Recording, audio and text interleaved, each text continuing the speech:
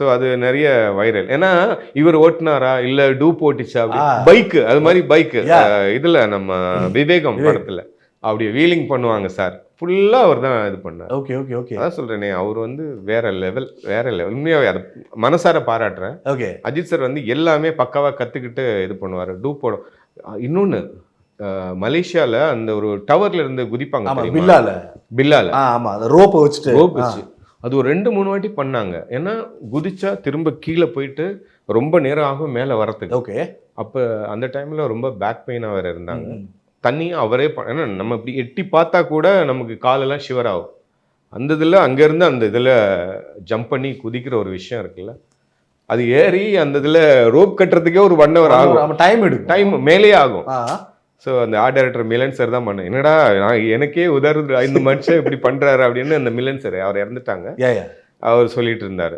Okay. Ajith sir கூட work பண்ணது அவர் எதுக்குமே டூப் போட